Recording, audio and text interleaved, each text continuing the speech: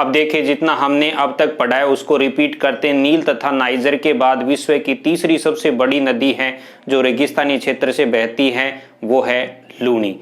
और लूनी अपने उद्गम स्थल नाग पहाड़ से कच्छ के रण तक अनेक नामों से जानी जाती है, जैसे नाग पहाड़ से निकलते समय सागरवती, सागरवती, पुष्कर के पास साकरी, संपूर्ण अपवा तंत्र में गोडवाड़ क्षेत्र, जालोर के क्षेत्र में रेलवे नाड़ा तथा मध्य के अंदर पश्चिमी राजस्थान की गंगा, पश्चिमी राजस्थान की जीवन रेखा, मरुस्थल की जीवन रेखा, मरु प्रदेश की जीवन रेखा, रेगिस्तान की जीवन रेखा। इस नदी के प्रवाह में जितने भी जिले और महत्वपूर्ण स्थान थे उनकी बात करें तो हमने एक ट्रिक ली थी कि आज नाना पाजेब बजाओ, इससे हमें संपूर्ण जिले याद हो जाएंगे। अब आगे की बात करते हैं इस नदी के अपवाह तंत्र की। तो इस नदी की जितनी भी सहायक नदियां हैं उनके नामों में बहुत अधिक समानता पाई जाती है। जैसे इसके प्रवाह में बांडी नदियां दो हैं, एक बांडी है, एक बांडी हेमावास है।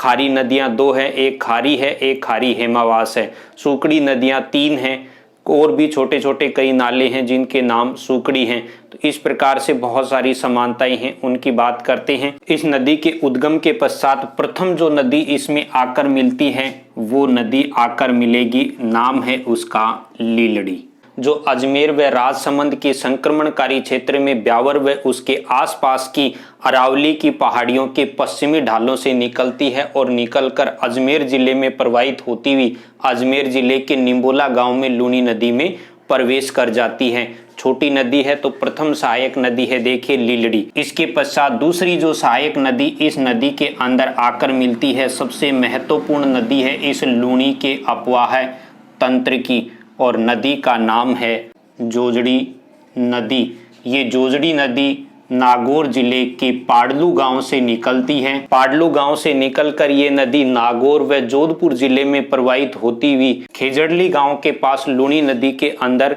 मिल जाती है। तो देखिए, इस नदी के प्रवाह के दो जिले हैं, नागौर व जोधपुर। इस नदी से संबंधित बहुत सारी विशेष बातें हैं। देखिए, जोजड़ी एकमात्र ऐसी नदी है जो इस लूनी नदी के अंदर दाएं किनारे से आकर मिलती है, यानी लूनी की दाएं किनारे की सहायक एकमात्र नदी जोजड़ी है।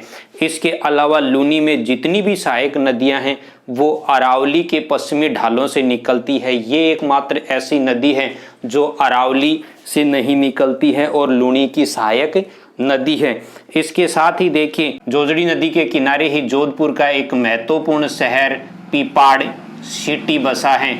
और पीपाड़ सिटी की बात करें तो पीपाड़ वही शहर है जहां से अजमेर के सूबेदार मल्लू खां व घुड़ले खां गणगौर के दिन कुंवारी कन्याओं का अपहरण करके ले गए थे और उन्हें मारवाड़ के राजकुमार सातलमेर ने मारा था। और उन्हीं की याद में जोधपुर के अंदर घुड़ला नृत्य व घुड़ला समारोह का आयोजन किया जाता है। तो देखिए, जोजड़ी नदी पाडलू गांव से निकलती है, लूनी के दाएं किनारे की एकमात्र सहायक है जो अरावली की पहाड़ियों से नहीं निकलती है। इसी नदी के प्रवाह पर जोधपुर का महत्वपूर्ण शहर पीपाड़ सिटी बसा है और ये खेजड़ली नामक गांव के अंदर लूनी नदी के अंदर आकर मिल जाती है। इस नदी से आगे चलते हैं तो देखिए, लूनी नदी के ऊपर इस नदी के आगे एक विशेष बांध बनाया गया है जिसका नाम है जसवंत सागर। ये बांध जो है ये यहाँ पर बना है पिचियाक गांव के अंदर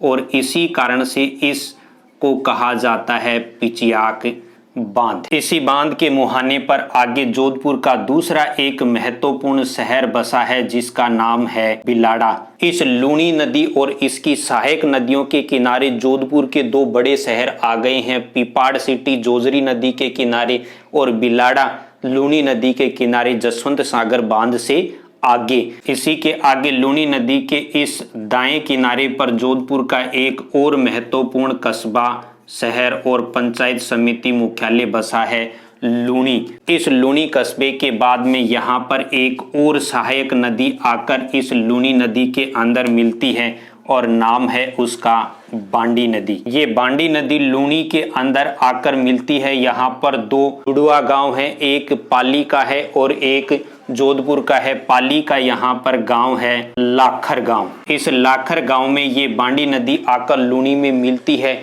लेकिन इनका संपूर्ण मिलान होता है धुंधारा गांव। तो दोनों ही याद रखने हैं। धुंधारा जो गांव है ये जोधपुर जिले का है और लाखर गांव है पाली का। अंदर इस लाखर गांव से पहले एक छोटा गांव है जिसे कहा जाता है फेकारिया गांव। इस फेकारिया गांव में बांडी की सबसे बड़ी सहायक नदी गुहिया आकर मिलती है। बांडी लूनी में आकर मिलती है लाखर गांव में। लाखर गांव से पहले गांव है फेकारिया। इस फेकारिया गांव में इस बांडी की सबसे बड़ी सहायक नदी गुहिया आकर मिलती है और इस गुहिया की एक सहायक नदी है, इसे याद रखना है, सूकड़ी नदी है। ये स्थानीय नदी है जिसका नाम है सूकड़ी और इसी सूकड़ी नदी पर एक बांध बना है जिसका नाम है सरदार समंद बांध। गुहिया और सूकड़ी जो नदियां हैं ये दोनों ही नदियां पाली के अंदर सोजत की पहाड़ियों से निकलती हैं और सोजत की पहाड़ियों से निकलने वाली इस गुहिया नदी में ये स्थानीय सूकड़ी नदी आकर मिलती है और इस सूकड़ी नदी पर पहला बांध बना है जिसका नाम है सरदार समंद बांध। देखिए मुख्य जो बांडी नदी है इस धारा का उद्गम होता है आउआ व हेमावास के पास अरावली की पहाड़ियों से। यहाँ से निकलकर इस नदी के अंदर कुछ छोटी सहायक स्थानीय नदियाँ और मिलती हैं, जैसे यहाँ इस बांडी नदी में पहली बड़ी धारा जो आकर मिलती है स्थानीय रूप से उसे कहा जाता है मिठड़ी नदी और ये मिठड़ी नदी इस बांडी नदी में आकर मिलती है और इनका जो संगम है इस संगम के एकदम पीछे बांडी नदी पर ऐतिहासिक रूप से एक महत्वपूर्ण कस्बा बसा है जिसे कहा जाता है आउआ, जो 1857 की क्रांति के नेतृत्व करता रहे कुशाल सिंह चंपावत का ठिकाना था। ये बांडी नदी के किनारे ही बसा हुआ है। अब यहाँ पर आगे देखिए इस बांडी में इसकी दूसरी सहायक नदी आकर मिलती है जिसका नाम है खारी नदी और ये खारी नदी जहाँ पर बांडी में आकर मिलती है इनके संगम पर एक और बांध बना है जिस बांध को कहा जाता है हेमावास बांध। ये एक प्रसिद्ध बांध है इस बांडी नदी पर। बांडी व खारी की संगम पर बना हुआ है हेमावास बांध और इसी बांध के साथ इस बांडी नदी के किनारे बसा हुआ है पाली शहर। तो देखिए अब तक जिन जिन नदियों के किनारे जो जो शहर बसे थे वो आ रहे हैं। जोजड़ी नदी के किनारे पीपाड़ बसा है, लूनी नदी के किनारे पर बिलाड़ा, लूनी और बांडी नदी के किनारे आउआ और पाली कस्बे और शहर बसे हुए हैं। अब देखिए तीसरी नदी यहाँ पर इसमें आकर मिली है बांडी। इस प्रवाह क्रम में जैसे ही आगे बढ़ते हैं तो बाड़मेर जिले का पहला कस्बा आता है, नाम है समदड़ी और इस समदड़ी कस्बे के अंदर इसकी एक और महत्वपूर्ण सहायक सूकड़ी नदी आकर मिलती है और इस प्रवाह क्रम की चौथी नदी है सूकड़ी और इस नदी का उद्गम होता है पाली जिले के अंदर देसूरी नाल से, देसूरी की पहाड़ियों से और पाली व जालोर जिले में प्रवाहित होती हुई ये बाड़मेर जिले के समदड़ी के अंदर आकर लूनी नदी में मिल जाती है। तो देखिए प्रारंभ है देसूरी की नाल पाली से और समापन है इसका लूनी नदी में समदड़ी बाड़मेर में। इस नदी पर दो महत्वपूर्ण स्थितियां हैं। देखिए इस नदी पर जालोर जिले के बांकली गांव में बांकली बांध स्थित है और इसी नदी के ऊपर जालोर का महत्वपूर्ण व प्रसिद्ध सुवर्णगिरी दुर्ग स्थित है। सुवर्णगिरी दुर्ग स्थित है। इस पर महत्वपूर्ण दो स्थान हैं, एक तो बांकली बांध स्थित है बांकली गांव जालोर में और सुवर्णगिरी दुर्ग, जालोर के दुर्ग का नाम है सुवर्णगिरी दुर्ग, वो इस नदी पर सूकड़ी नदी पर स्थित है। इसी किले के नाम के आधार पर जालोर के चौहान शासकों को कहा जाता है सोनगरा चौहान और इस दुर्ग से संबंधित एक अति महत्वपूर्ण व्यक्तित्व है इतिहास का कान्नड़ दे सोनगरा और उसका पुत्र वीरमदेव सोनगरा, जिन्होंने 1311 में दिल्ली के सुल्तान अलाउद्दीन खिलजी के आक्रमण के समय बड़ी वीरता से लड़ते हुए वीरगति प्राप्त की थी और यहाँ पर इतिहास प्रसिद्ध साका हुआ था।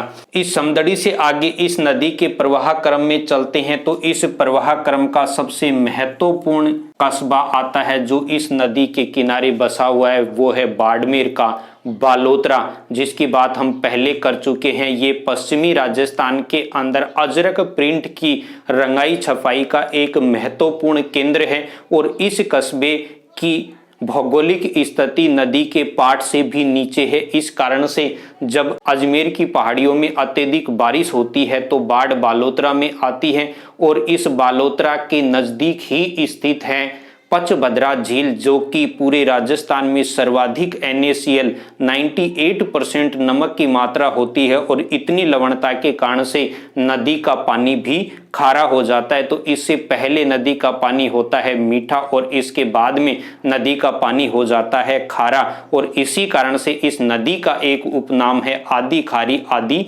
मीठी नदी। बालोतरा कस्बे के आगे इस नदी के प्रवाह में महत्वपूर्ण स्थान आता है, इतिहास प्रसिद्ध स्थल है तिलवाड़ा। बाड़मेर का महत्वपूर्ण एक सभ्यता स्थल, लोक देवता से जुड़ा हुआ स्थल है तिलवाड़ा। तिलवाड़ा की सभ्यता भी मिली है और लोक देवता मल्लीनाथ जी राठौड़ की कर्म स्थली व समाधि स्थली भी तिलवाड़ा है और राजस्थान का सबसे पुराना पशु मेला भी तिलवाड़ा में लगता है जो लूनी नदी के किनारे बसा है। इसके पश्चात अगला महत्वपूर्ण स्थान है जसोल, जो लोक देवी रानी भटियाणी माता का मंदिर के लिए प्रसिद्ध है, जिसे लोक कथाओं में जसोल माता भी कहते हैं। और प्रधानमंत्री अटल बिहारी वाजपेयी के मंत्रिमंडल में विदेश मंत्री व प्रसिद्ध व्यक्तित्व रहे राजस्थान के जसवंत सिंह जी जासोल का पैतृक गांव है ये जासोल।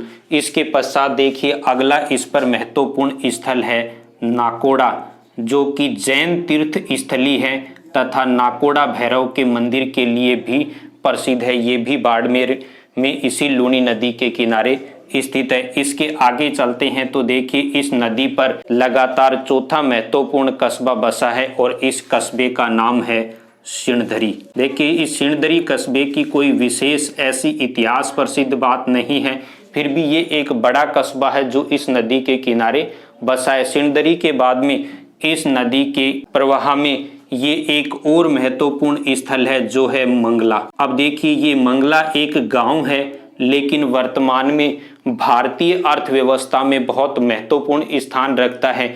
इस पश्चिमी राजस्थान के अंदर कच्चे तेल का सबसे बड़ा पेट्रोलियम का जो कुआं है मंगला, वो स्थित है यहाँ पर और इसी मंगला के अंदर इस लूनी की एक और सहायक नदी आकर मिलती है। नाम है उस नदी का मीठड़ी। पहले एक मीठड़ी आ चुकी है इसलिए इसे कहते हैं मीठड़ी। सेकंड एक मीठड़ी आई थी, बांडी की सहायक है मीठड़ी नदी और एक मीठड़ी यहाँ पर आ चुकी है। अब देखिए दो नदियां हो चुकी हैं।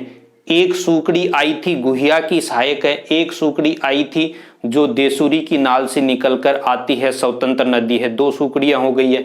एक बांडी नदी थी जिस पर आना सागर झील स्थित है, दूसरी बांडी नदी है जिसकी सहायक गुहिया है। दो बांडियां हो गई हैं। ये मीठड़ी नदी है, ये एक मीठड़ी पहले आई थी, ये दूसरी मीठड़ी। इस प्रकार से देखिए हमने पहले प्रारंभ में बात की थी इस नदी के अपवाह तंत्र में एक ही नाम से बहुत सारी नदियां मिलेंगी। ये मीठड़ी नदी जो है, इस मीठड़ी नदी का उद्गम होता है पाली व जालोर जिले की सीमा पर स्थित अरावली की पहाड़ियों से और ये अरावली की पहाड़ियां हैं फालना पाली के नज़दीक। तो फालना पाली के नज़दीक की अरावली की पहाड़ियों के पश्चिमी ढालों से ये मीठड़ी नदी निकलती है और इसी मीठड़ी नदी पर दो महत्वपूर्ण कस्बे बसे हैं। एक है पाली का फालना, मीठड़ी नदी पर स्थित है पाली का फालना कस्बा और पाली का बाली कस्बा। तो पाली के दो महत्वपूर्ण कस्बे हैं बाली व फालना, ये दोनों ही इस मीठड़ी सेकंड नदी पर बसे हैं और ये मीठड़ी नदी आकर मंगला नामक स्थान पर बाड़मेर में लूनी नदी में मिल जाती है। इस मंगला से आगे इसी प्रवाह क्रम में चलते जाएंगे तो इस नदी के किनारे एक और महत्वपूर्ण कस्बा बसा है, नाम है गुड़ा मालानी और गुड़ामालानी कस्बा जो है ये राजस्थान के अंदर जहां पर अश्व यानी घोड़ों का नाम आएगा वहां पर इस गुड़ामालानी का नाम जरूर आएगा। गुड़ामालानी को कहा जाता है घोड़ों का तीर्थ और खास तौर से गुड़ामालानी के पास स्थित है आलमजी का धोरा जिसे कि घोड़ों का तीर्थ कहा जाता है। इस प्रवाह क्रम में अगली नदी है जवाई और इस नदी का उद्गम होता है पाली के गोरैया या ओरैया गांव से। इसके पश्चात इस नदी में इसकी प्रथम सहायक नदी आकर मिलती है जिसका नाम है माथाई नदी। और ये जो माथाई नदी है ये आकर मिलती है इसमें रणकपुर पाली की पहाड़ियों से और इसी मथाई नदी के किनारे इतिहास प्रसिद्ध रणकपुर जैन मंदिर स्थित है। रणकपुर जैन मंदिरों का संबंध है लूणी नदी से।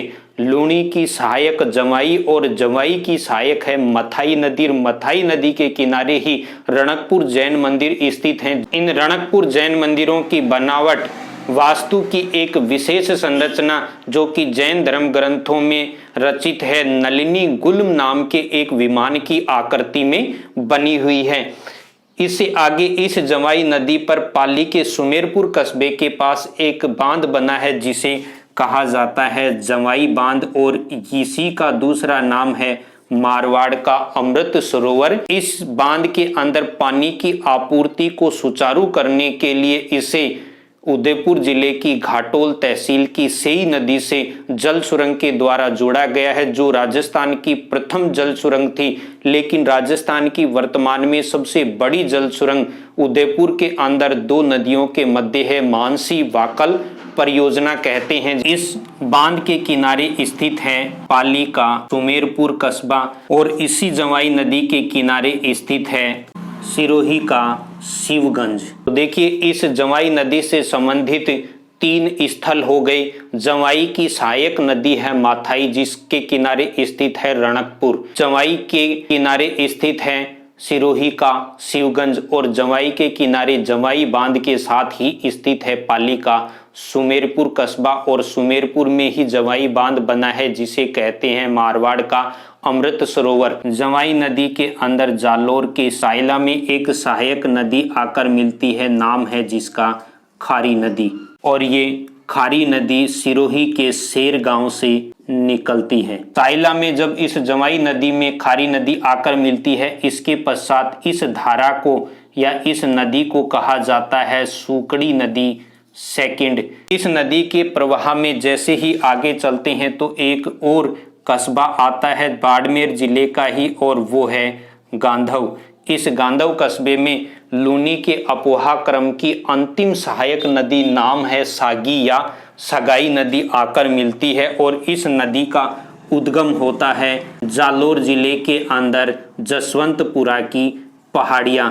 सागी या सगाई नदी का उद्गम होता है जालोर जिले की जसवंतपुरा की पहाड़ियों से और ये नदी आकर मिलती है बाड़मेर के गांधव कस्बे में। अब देखिए इस नदी के अपवाह तंत्र से कुछ कॉमन बातें क्या निकल के आती हैं। लूनी नदी की अधिकांश सहायक नदियां अरावली पर्वतमाला के पश्चिमी ढालों से निकलती है पाली जिले से।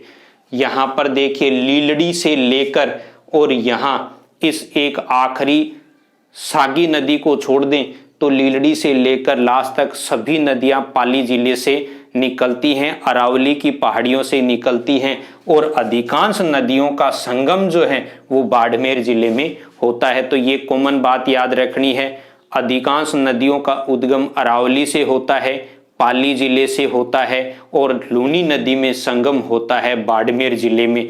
लेकिन एक ऐसी नदी है जिस नदी का उद्गम अरावली से नहीं होता है, ना किसी पहाड़ी से होता है, उसका उद्गम होता है मैदानी क्षेत्र बागर क्षेत्र पाड़लू गांव नागौर से।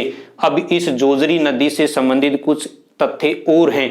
इस नदी के किनारे बाढ़ जोधपुर जिले के अंदर बोरानाडा व सालावास ये दो औद्योगिक क्षेत्र हैं जोधपुर जिले के।